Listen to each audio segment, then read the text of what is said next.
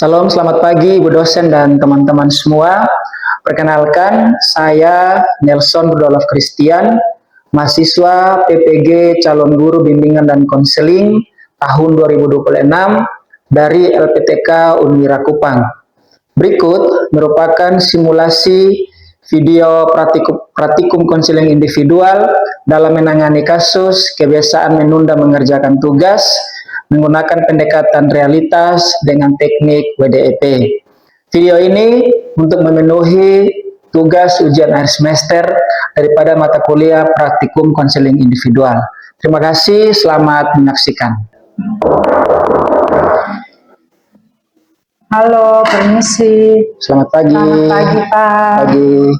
Mari, silakan duduk. Ya, Pak.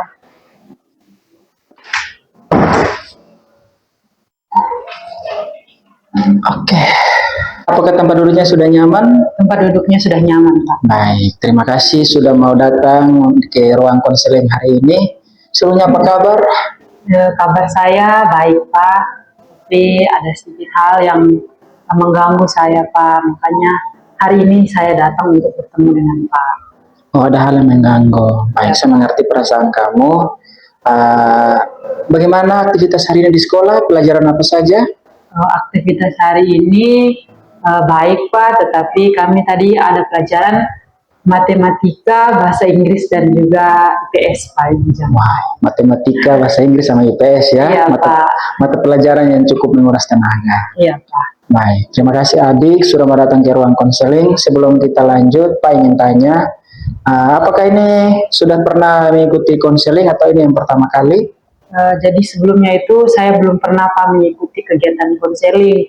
Jadi ini pertama kalinya saya mengikuti konseling, Pak. Oh, ini pertama kalinya. Iya. Oh iya, baik-baik. Oke adik, sebelum kita lanjut, Pak ingin jelaskan apa itu kegiatan konseling. Jadi konseling individu atau perorangan seperti ini, itu artinya proses pemberian bantuan dari seorang ahli atau konselor, di mana saya sendiri sebagai konselor atau guru BK-nya, dan adik kamu sendiri sebagai konseli. Dalam proses konseling ini, dalam proses pemberian bantuan ini, membantu adik atau membantu konseli untuk memahami permasalahannya serta mencari alternatif solusi untuk mengatasi permasalahan yang dialami. Jadi hari ini saya berperan sebagai konselor atau guru BK, adik berperan sebagai konseli. Kita akan sama-sama membahas permasalahannya adik dalam sesi ini untuk mencari tahu permasalahannya seperti apa, lalu kita sama-sama mencari alternatif solusi. Oke, seperti itu.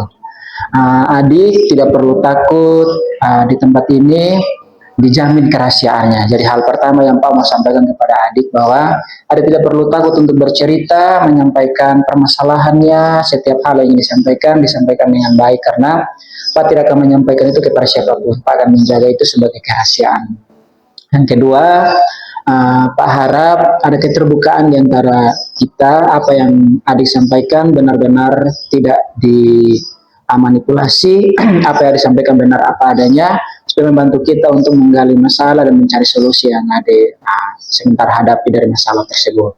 Namun sebelumnya Pak tanya, apakah kedatangan adik ke sini secara sukarela atau diarahkan oleh siapa? Saya datang ke sini secara sukarela, Pak, atas kemauan saya sendiri. Baik, puji Tuhan. Berarti hal yang berikut yang Pak sampaikan juga adalah mengikuti kegiatan ini harus dengan kesukarelaan, bukan dengan keterpaksaan seperti itu. Nah adik, Pak juga berharap dalam proses konseling kita hari ini, kita sama-sama aktif. Jadi adik juga terlibat aktif dalam diskusi kita, supaya kita sama-sama mencari solusi daripada masalah yang adik hadapi seperti itu. Dan juga kita sama-sama menjaga etika, tata krama sepanjang proses konseling, agar proses konselingnya boleh berjalan dengan baik. Namun sebelum itu, sebelum kita lanjut, hari ini Pak ada jadwal untuk mengajar di kelas 11. Kalau pertemuan kita hari ini 45 menit, apakah waktunya cukup untuk adik? Cukup. Nah, oke, cukup. Nah, sebelum kita lebih jauh untuk membahas masalah yang adik alami saat ini, alangkah lebih baiknya kita saling berkenalan dulu. Oke, adik, Pak, nama saya Nelson Christian. Adik bisa panggil Pak Nelson. Pak orang Rote, asalnya dari Rote. Di sekolah di SMA 2 ini Pak sebagai guru BK, guru bimbingan konseling. Pak masih single juga, Pak sangat senang hari ini adik mau datang untuk bercerita. Silakan, nama adik siapa? Boleh perkenalan? Baik Pak, perkenalkan nama lengkap saya Monika Lam. Saya itu biasa dipanggil Ika Pak. Saya siswa kelas 10B. Saya sekarang tinggalnya di Penfui sini Pak, terus sekolahnya di SMA 2. Lalu saya asalnya dari Lembata Pak. Oh, asalnya dari Lembata. Iya. Oh, kelas 10B ya? Iya Pak. Asal Lembata. Boleh tahu kalau dari Lembata berarti orang tuanya di Kupang atau di Lembata? Orang tua saya di Lembata Pak. Orang tua di Lembata. Saya di sini tinggal bersama mama kecil Pak. Mama kecil. Sudah berapa lama di Kupang? Semenjak saya kelas 1 itu saya tinggal di sini, satu SMA. Berarti kurang lebih mau 1 tahun ya di Pak. Kupang. Bagaimana penyelesaian diri dengan Kupang yang sebelumnya di Lembata dengan karakteristiknya tersendiri, datang di Kupang yang panas? Ya Pak, jadi pertama itu saya cukup sulit Pak, terutama dalam berbicara Pak. Jadi saya masih menggunakan dialek Lembata, sehingga datang menyesuaikan dengan orang Kupang itu cukup sulit Pak untuk saya. Tapi ya sekarang sudah bisa menyesuaikan. Sudah bisa menyesuaikan. Luar biasa. Pak mengapresiasi usaha dari kamu. Beginilah keadaan Kota Kupang. Selamat datang sebagai orang Lembata. Oke, Adik Ika, sebelum kita lanjut, Pak ingin tanya, bagaimana? Mungkin ada hal yang ingin ditanyakan? Tidak ada Pak. Oke, apakah kamu sudah siap untuk berbagi cerita hari ini? Saya sudah siap Pak. Oke. Adik Ika, silakan kamu ceritakan apa yang membuat kamu datang hari ini ke ruang konseling untuk mau berbagi. Masalah apa yang kamu sedang alami saat ini? Silakan. Oke, baik Pak. Jadi begini, akhir-akhir ini ada hal yang sangat mengganggu saya Pak. Di mana saya itu sering menunda-nunda mengerjakan tugas Pak. Jadi karena sering menunda, saya itu selalu dimarahi oleh guru karena tidak mengumpulkan tugas tepat waktu. Lalu nilai saya itu sudah mulai menurun Pak. Sebelumnya itu nilai saya masih dibilang dalam taraf yang baik Pak. Tetapi karena sering menunda-nunda mengerjakan tugas, akhirnya nilai saya itu menurun Pak. Seperti itu Pak. Oke, dari yang Ika sampaikan, Ika mengalami masalah yaitu suka menunda mengerjakan tugas, dampaknya sampai nilai menurun, dimarahi oleh guru dan seterusnya ya.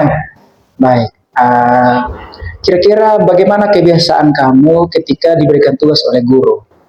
Baik, jadi kebiasaan saya ketika diberikan tugas oleh guru, karena saya itu merasa batas waktu pengumpulannya masih lama, jadi saya itu dalam pikiran saya itu saya bilang, wah ini masih lama pengerjaannya, jadi bisa nanti mengerjakannya.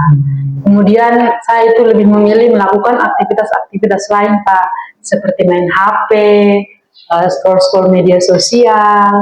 Lalu tugas itu saya kerjakan terburu-buru Pak. Misalnya besok itu mau mengumpulkan, di malamnya baru saya mulai mengerjakannya Pak. Jadi sistem kebut semalam itu sering sekali saya lakukan, sehingga tugas yang saya buat itu tidak efektif Pak, karena dengan waktu yang sesingkat itu Pak. Oke, berarti ketika diberikan tugas oleh guru, kamu berpikir bahwa pengerjaannya masih lama, jadi kamu menunda, lalu kamu ketika ada waktu, kamu tergoda untuk melakukan aktivitas lain yang akhirnya menghambat ke pengerjaan tugas kamu. Dan pada akhirnya, ketika kamu mengerjakan tugas, sudah terburu-buru, sehingga hasilnya kurang maksimal. Jadi dari yang kamu sampaikan tadi, kurang lebih ada poin pertama, yaitu masalah yang kamu alami, ialah suka mengerjakan tugas, menunda mengerjakan tugas, dan dampaknya ialah proses nilainya menurun, dimarahi oleh guru, dan juga menurut saya ada 3 hal yang menyebabkan kamu mengerjakan tugas tadi. Menunda mengerjakan tugas itu yang pertama, Ika sendiri mengatakan bahwa ketika ada tugas, Ika berpikir bahwa waktu pengumpulnya masih lama, sehingga Ika menunda untuk mengerjakan tugas, dan juga memilih untuk melakukan aktivitas lain, dan juga mengerjakan tugas secara terburu-buru. Apakah benar? Benar begitu Pak. Oke. Nah, kalau boleh tahu ketika pulang dari sekolah, ketika di rumah, apa yang kamu lakukan sebelum mengerjakan tugas? Baik Pak, jadi ketika pulang dari sekolah itu Pak, sampai di rumah saya makan, tukar pakaian, setelah itu saya langsung ambil HP dan bermain HP Pak. Jadi sambil rebahan saya mengisi waktu itu dengan bermain HP. Terkadang itu sampai sore, sampai saya itu dipanggil oleh mama kecil, bangun sudah nak, bangun sudah, tapi karena keasikan bermain HP tadi Pak, jadi kadang-kadang saya juga sering dimarahi. Oke, berarti dampak berikutnya adalah sering dimarahi juga Leo, selain dari guru, tapi juga dari orang tua. Iya. Berarti uh, faktor penyebab utama tadi yang kamu sampaikan itu benar. Karena ketika kamu pulang dari sekolah sampai di rumah, kamu mengatakan mau memilih aktivitas lain, berarti memilih untuk bermedia sosial sampai menghabiskan banyak waktu, dimarahi oleh orang tua dan ditegur. Berarti ada tiga penyebab utama kenapa kamu mengalami masalah tersebut. Yaitu yang pertama, kamu berpikir bahwa waktu pengumpulannya masih lama. Yang kedua, uh, memilih untuk berbuat aktivitas yang lain. Yang ketiga, sulit untuk memulai karena ketika mulai bekerja tugas terburu-buru sehingga hasilnya kurang maksimal. Jadi hari ini kita akan sama-sama mencari solusi untuk menangani masalah suka menunda mengerjakan tugas. Jadi kebiasaan menunda tugas ini karena disebabkan oleh tiga hal ini. Yang pertama, Ika berpikir bahwa waktu pengumpulannya masih lama. Yang kedua, memilih untuk melakukan aktivitas lain sehingga proses pengerjaan tugas itu terhambat. Yang berikut, mengerjakannya secara terburu-buru atau kurang inisiatif untuk memulai seperti itu. Nah, dari ketiga masalah, ketiga penyebab tadi dan apa yang kamu alami, bahkan dampaknya dimarahi oleh orang tua, guru, nilai menurun, dan seterusnya, kira-kira apa yang sebenarnya Ika harapkan dari kondisi yang kamu sementara alami saat ini? Baik Pak, jadi dari kondisi yang saya alami itu, saya mau supaya saya itu bisa berubah Pak. Saya bisa mengontrol diri dalam main HP begitu Pak, sehingga tugas-tugas saya itu bisa saya kerjakan tepat waktu, nilai saya itu bisa membaik, saya tidak lagi dimarahi oleh orang tua, oleh guru Pak, seperti itu Pak. Saya sangat memiliki harapan besar supaya saya bisa berubah Pak, seperti yang sudah tadi saya sampaikan. Oke, jadi harapan terbesar kamu adalah memiliki perubahan, yaitu bisa mengelola waktu dan mengerjakan tugas. Nah, dari masalah yang kamu alami, jika kebiasaan ini dirubah, hal yang paling utama, tadi kan kamu mengatakan bahwa ingin melakukan suatu perubahan, tapi dari perubahan itu kira-kira hal yang paling utama untuk kakak Ika harapkan untuk terjadi itu apa? Jadi hal yang paling utama saya harapkan itu saya tidak lagi menghabiskan waktu untuk aktivitas lain Pak. Jadi saya mau supaya tugas-tugas saya itu saya kerjakan tepat waktu Pak, seperti itu. Saya tidak menunda-nunda lagi Pak. Oke.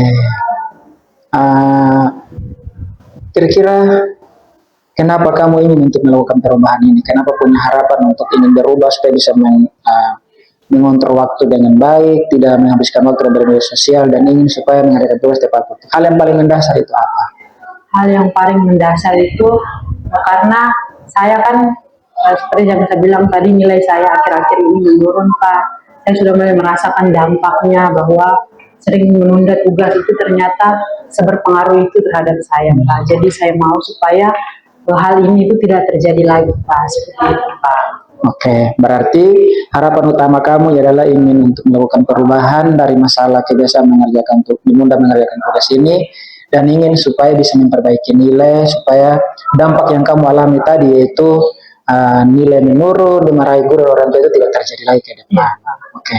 Saya sangat mengapresiasi niat kamu dan langkah perubahan yang kamu ingin harapkan tadi, karena itu satu pola pikir yang baik. Bersyukur kamu sudah menyadarinya dan ini untuk melakukan satu perubahan seperti itu. Nah, dari kebiasaan kamu selama ini, ketika menyadari proses menunda pekerjaan tugas ini, saya ingin bertanya, sejak kapan kamu mulai terbiasa untuk menunda mengerjakan tugas? Sejak saya dari kelas 10 itu, karena sekolah di Kupang Pak, jadi orang tua sudah memberikan saya untuk memegang HP. Nah, sejak saya memiliki HP itu, saya jadinya sering melakukan penundaan terhadap tugas-tugas ini Pak, karena waktu saya lebih banyak saya habiskan dengan bermain HP, melakukan aktivitas lain seperti itu. Oke, berarti kurang lebih sudah 1 tahun terakhir ini kebiasaan ini menjadi hal yang kamu lakukan terus-menerus, kebiasaan karena diberikan HP oleh orang tua, mulai bebas untuk meninggalkan orang tua. Nah, saya ingin tanya, tadi kan Ika mengatakan bahwa di Kupang tinggal bersama keluarga, orang tua ada di Lembata. Nah, bagaimana pola asuh orang tua di rumah tentang kebiasaan belajar kamu? Apakah selama ini orang tua sering mengajar kamu untuk belajar atau mengerjakan tugas atau bagaimana ketika di rumah?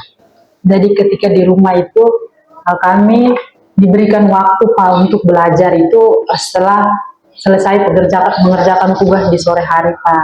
Misalnya sore itu kami cuci piring atau sapu rumah begitu, setelah itu mandi dan mulai sekitar jam 7 malam ke atas sampai jam 9 Pak itu diberikan waktu untuk kami untuk belajar. Nah, di situ kesempatan untuk mengerjakan tugas dan lain sebagainya. Nah, tapi pada saat itu karena saya itu berada dalam kamar sendiri Pak, orang tua kurang mengontrol misalnya, melihat apakah benar belajar atau tidak, sehingga saya menutup pintu dan di dalam itu saya tidak belajar Pak.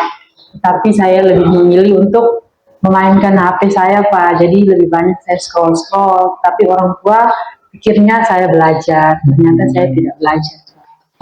Oke, berarti di rumah orang tua menerapkan pola hidup yang baik sebagai siswa untuk adik Ika, yaitu belajar. Tapi karena di kamar keasikan bermain HP dan orang tua tidak melihatnya lagi, sehingga seperti Ika sampaikan bahwa orang tua tahunya kamu sementara belajar, padahal kenyataannya sementara bermedia sosial seperti itu. Oke, apa ingin tahu sebelum kita lanjut? Sejak kebiasaan ini, 1 tahun terakhir ini, Kak Ika mulai terbiasa untuk mengerjakan tugas media sosial. Kira-kira pernah tidak ada sesuatu yang Kakak Ika lakukan untuk menangani masalah ini? Jadi Pak, saya pernah mencoba untuk mengatasi masalah ini, yaitu saya menanamkan niat. Sepulang sekolah ini sepertinya saya harus langsung mengerjakan tugas. Nah, setelah saya sudah menyusun rencana seperti itu, ketika sampai di rumah Pak, rencana yang sudah tadi saya buat itu sudah tidak terpikirkan lagi oleh saya karena HP sudah di tangan saya Pak, sehingga sulit sekali saya Pak untuk mengontrol penggunaan HP ini Pak, sehingga saya kebablasan menghabiskan begitu banyak waktu, sehingga tugas-tugas utama tadi itu seperti mengerjakan tugas sekolah itu saya sering menunda-menunda. Oke, berarti baru satu hal tadi yang kamu lakukan, belum ada cara lain? Belum Pak. Ika, dari penyampaian tadi kamu mengatakan bahwa langkah yang kamu sudah lakukan selama ini ialah mencoba membuat jadwal harian. Tapi ketika sudah pulang di rumah, memilih untuk bukan mengerjakan tugas, tapi bermedia sosial. Kalau boleh tahu, alasan utama yang membuat kamu memilih untuk melakukan hal tersebut, yaitu ambil HP, scroll TikTok dan seterusnya, itu apa daripada mengerjakan tugas? Jadi Pak, saya memilih untuk menghabiskan waktu banyak bermain media sosial atau bermain HP itu karena di dalam HP itu banyak hal-hal yang menarik Pak untuk saya. Jadi banyak informasi-informasi juga, film-film, apalagi yang paling sering saya nonton itu drama Cina Pak. Itu yang membuat saya kayak nonton pada waktunya sudah lama, tetapi saya tidak menyadari itu Pak.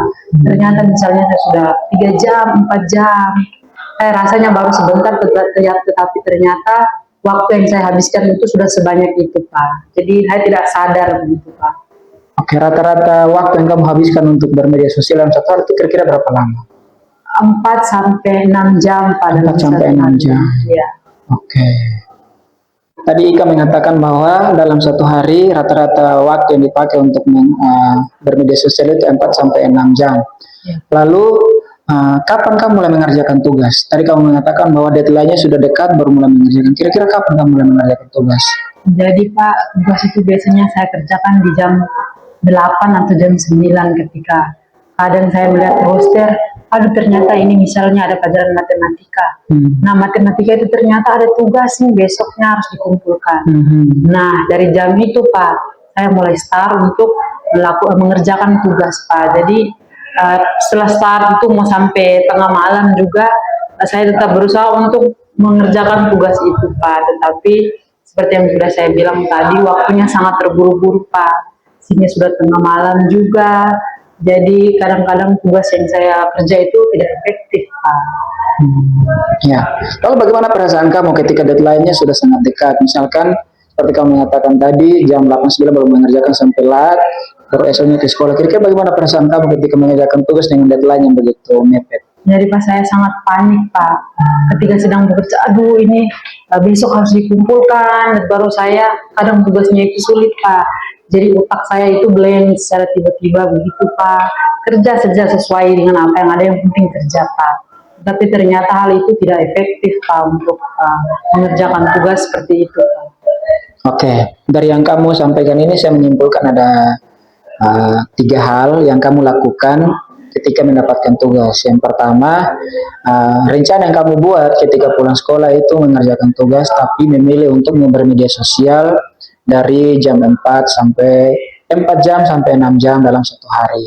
Dan juga akan mulai mengerjakan tugas ketika deadline-nya sudah sangat mepet. Terus yang berikut mulai merasa panik dan seterusnya. Oke, itu yang kamu sudah lakukan. Oke, itu beberapa hal yang sudah kamu lakukan. Saya ingin tanya lagi. Kira-kira menurut Adik Ika, kira-kira apa yang menyebabkan sehingga kebiasaan ini terus terjadi mengulang kurang lebih 1 tahun ini? Jadi seperti yang sudah saya bilang tadi Pak, di mana saya itu sulit sekali mengontrol diri untuk menggunakan media sosial Pak. Jadi karena keasikan bermain media sosial, menghabiskan begitu banyak waktu untuk bermain media sosial, jadi pengontrolan diri saya itu sangat kurang Pak untuk bisa mengendalikan penggunaan media sosial ini Pak.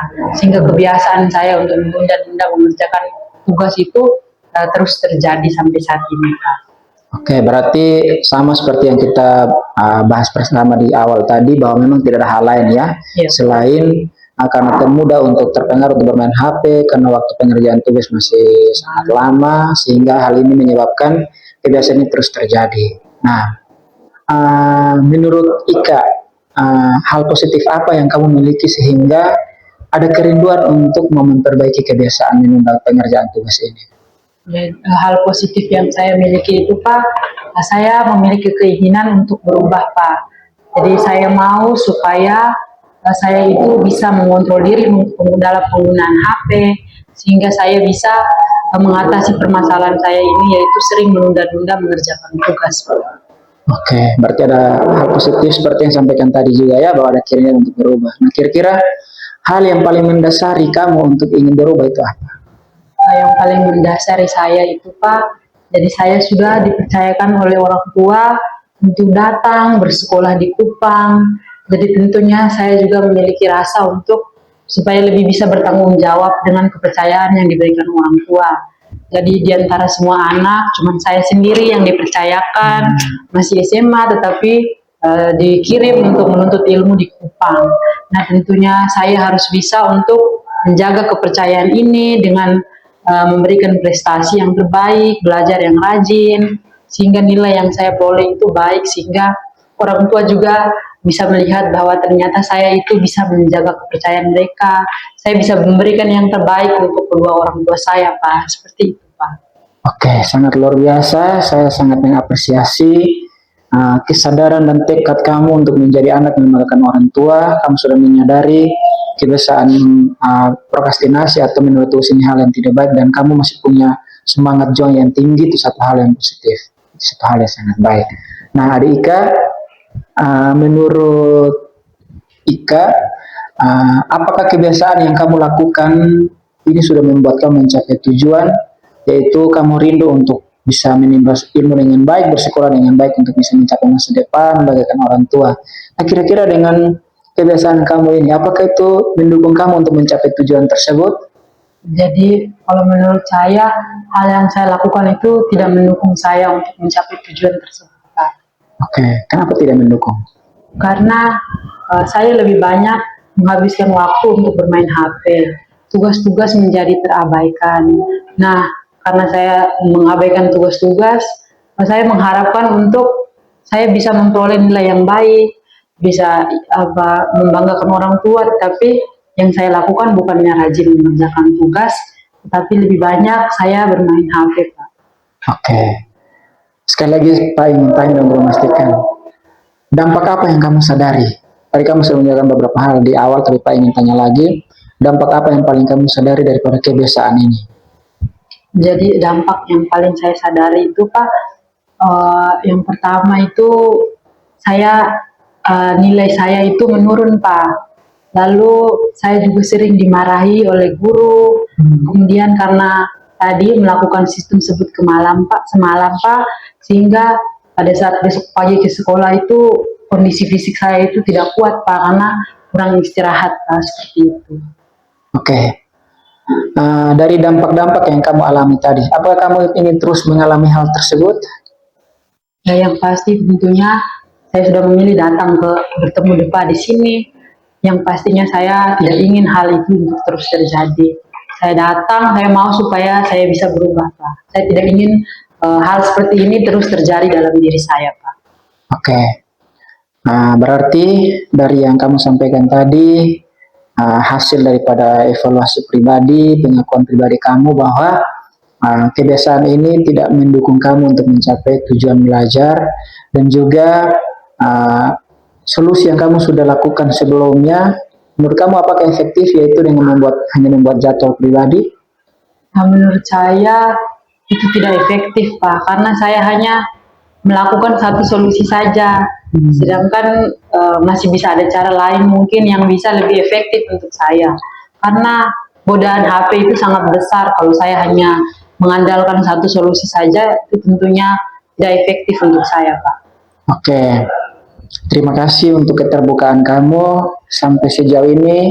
Pak sangat mengapresiasi karena Ika sangat aktif dalam memberikan data, informasi, bercerita, tidak menyembunyikan perasaan, sehingga kita bisa mengambil kesimpulan sampai sejauh ini bahwa masalah utama yang Ika alami ialah kebiasaan untuk mengerjakan tugas, menunda mengerjakan tugas. Dampaknya yaitu nilai menurun, dimarahi oleh orang tua, oleh guru, dan juga karena mengerjakannya sistem kebut semalam ketika deadline sudah dekat, sehingga waktu tidur tersita, akhirnya esoknya sekolah dengan kondisi yang kurang istirahat, dan juga mulai merasa panik dan seterusnya. Dan juga solusi yang kamu sudah buat yang pertama yaitu membuat jadwal itu belum maksimal, dan juga kamu sudah menyadari dampak-dampaknya bahwa kebiasaan-kebiasaan ini tidak mendukung pencapaian belajar kamu. Langkah yang berikut adalah kita sama-sama mencari solusi, alternatif solusi untuk bagaimana Ika bisa mengatasi permasalahan ini. Nah, tadi ada 3 hal utama yang menyebabkan kamu untuk menjadi anak yang terbiasa menunda mengerjakan tugas. Yaitu yang pertama, mudah terpengaruh untuk bermedia sosial. Jadi ketika sudah pulang sampai rumah, sangat mudah untuk terpengaruh untuk ambil HP, lalu scroll media sosial dan seterusnya. Yang kedua, selalu berpikir bahwa deadline tugasnya masih lama. Dan yang ketiga, agak sulit untuk memulai dan akan berpikir akan mengerjakan tugas ketika deadline-nya sudah sangat dekat, yaitu hari H menjelangnya itu. Jadi dari 3 hal ini menjadi penyebab utama kenapa kamu bisa menjadi anak yang suka menunda kerja tugas. Jadi kita akan sama-sama mencari solusi. Yang pertama yaitu bagaimana menolong kamu menjadi anak yang tidak mudah untuk terpengaruh untuk bermedia sosial ketika pulang sampai rumah. Yang kedua, kita mencari solusi untuk bagaimana membantu kamu menjadi Ika yang tidak mengerjakan tugas ketika deadline-nya sudah sangat dekat, dan yang ketiga menjadi anak yang punya inisiatif untuk mengerjakan tugas, tidak menunda-nunda untuk menjadi sistem kebut semalam. Apakah kamu setuju untuk kita sama-sama menyelesaikan ketiga hal ini? Saya setuju Pak. Oke, berarti ketiga hal ini menjadi inti kegiatan konseling kita hari ini. Kita akan sama-sama mencari solusi untuk ketiga hal ini. Oke, 3 faktor penyebab yang membuat kamu menjadi pribadi yang suka untuk menunda tugas. Kira-kira bagian mana yang ingin kamu rubah? Baik Pak, menurut saya dari ketiga faktor yang tadi sudah kita ketahui bersama itu Pak, menurut saya tiga-tiganya itu penting Pak untuk saya rubah, supaya saya bisa mengatasi kebiasaan untuk menunda-nunda tugas ini Pak. Oke, berarti ada kerinduan untuk mengubah ketiga kebiasaan tadi. Ya, Oke, kita mulai yang pertama, kita membuat rencana atau mencari alternatif solusi untuk kamu. Menurut Ika, solusi apa yang akan kamu lakukan untuk membantu Ika mengatasi kebiasaan ketika pulang rumah langsung mengambil HP untuk menonton dan seterusnya dibandingkan mengerjakan itu. Kira-kira solusi apa yang kamu buat sehingga bisa mengatasi kebiasaan buruk ini? Kalau dari saya, solusi yang bisa saya buat itu Pak, saya bisa menjauhkan HP dari jangkauan saya Pak. Terus saya bisa mematikan notifikasi sehingga tidak ada bunyi atau pemberitahuan dari HP, sehingga membuat saya itu tergoda atau tertarik untuk mengambil HP tersebut, Pak. Jadi saya bisa menyimpan HP di tempat lain yang tidak dalam jangkauan pandangan mata saya, Pak, sehingga saya tidak mudah terdistraksi untuk mengambil HP tersebut. Terus dengan tidak adanya notifikasi, maka saya rasa saya bisa untuk mengatasi permasalahan ini atau faktor penyebab ini dengan cara itu. Oke, itu hal yang sangat positif. Ketika mematikan notifikasi, menjauhkan HP dari jangkauan kamu, itu akan menolong kamu untuk bisa mengerjakan tugas dan tidak tergoda untuk menonton atau seterusnya. Walaupun mungkin di awal masih agak sulit, tapi yang paling penting adalah ada langkah awal yang kamu lakukan untuk memulai satu langkah perubahan. Saya sangat mengapresiasi itu. Oke, berarti kita sepakat bahwa untuk faktor penyebab yang pertama, yaitu untuk terdistraksi untuk main HP, kamu akan membuat yang pertama yaitu menjauhkan HP dari jangkauan kamu. Yang kedua, mematikan notifikasi sehingga tidak tergoda untuk bermain HP. Apakah dua ini cukup? Cukup, Pak, kalau menurut saya. Apakah kamu yakin ini efektif dan dapat membantu kamu? Iya, Pak, efektif. Oke, mantap. Oke, sekarang penyebab yang kedua, yaitu masalah deadline. Kamu akan mengerjakan tugas ketika deadline-nya sudah sangat dekat. Kira-kira solusi apa yang kamu rindu untuk lakukan untuk mengatasi kebiasaan ini? Jadi solusi yang bisa saya lakukan untuk faktor penyebab yang kedua ini, yang pertama itu saya bisa membuat jadwal harian, Pak. Seperti yang sebelumnya saya sudah buat tapi efektif. Nah kali ini tapi tidak efektif. Nah kali ini saya bisa membuat jadwal yang lebih bisa untuk saya ikuti jadwal tersebut, Pak.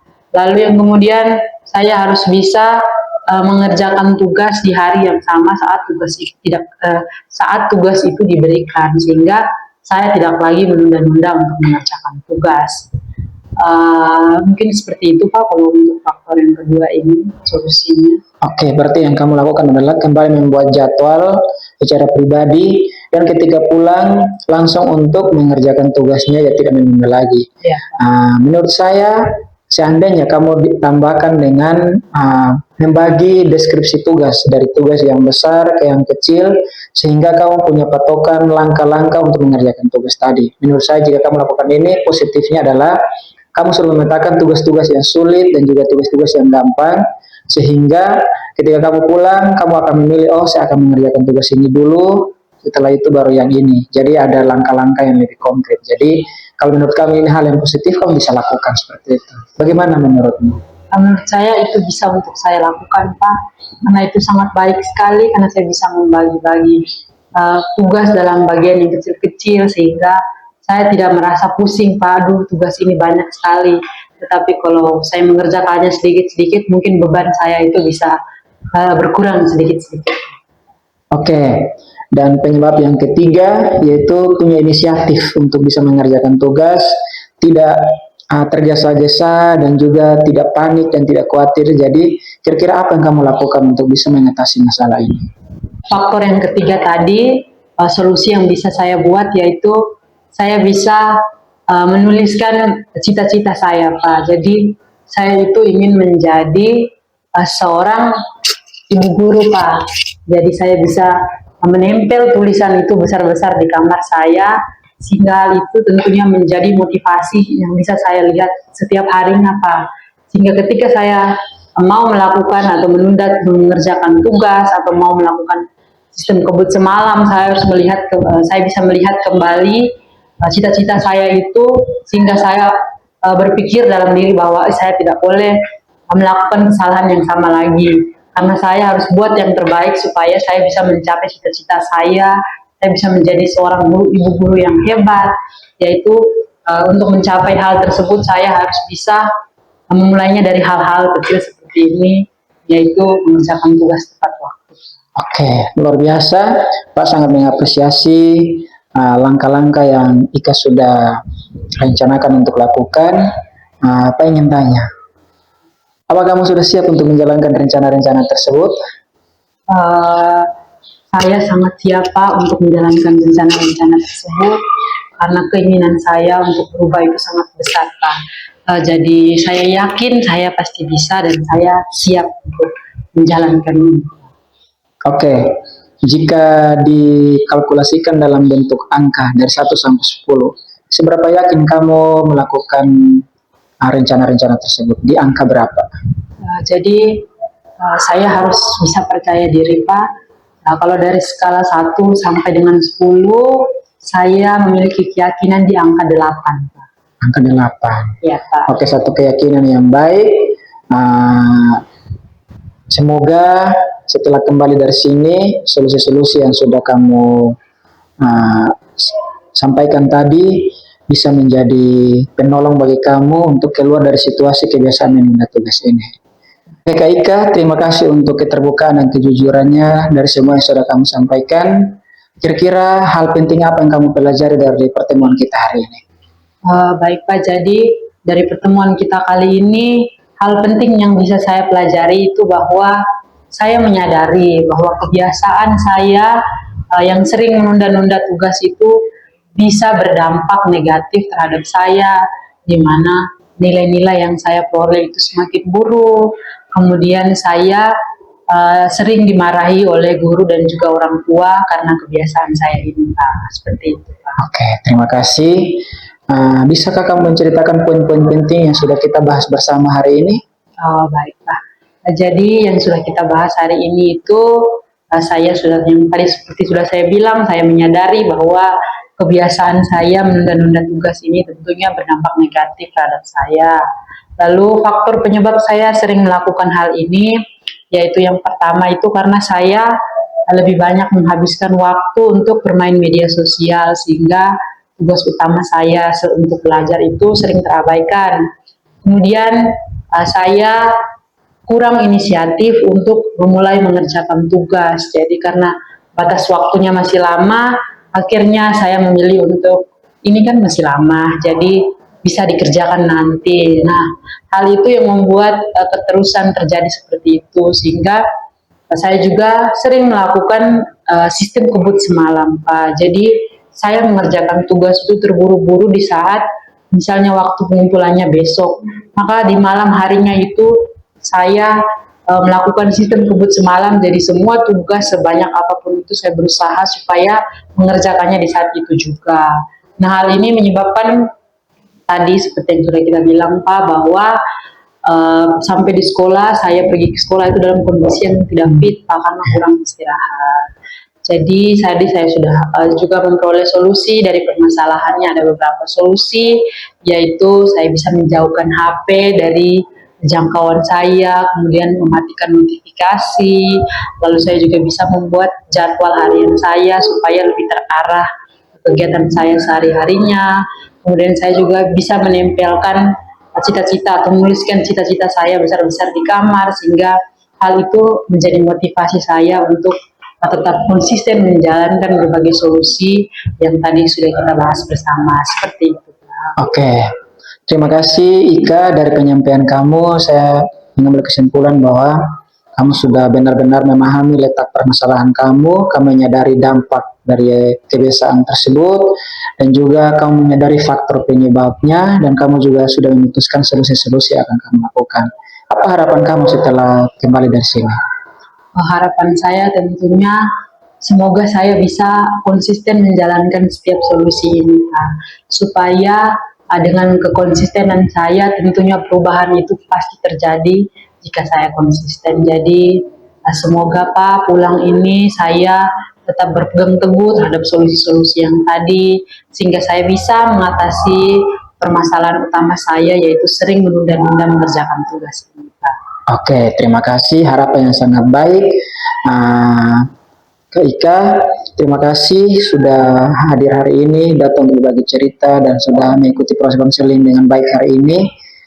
Sebagai tindak lanjut daripada apa yang sudah kita sepakati, solusi-solusi dan harapan kamu, setelah kembali dari sini, tentunya kamu akan melakukan setiap rencana yang kamu sudah lakukan, seperti keyakinan kamu bahwa kamu akan percaya diri ada di angka 8 ya. Ya.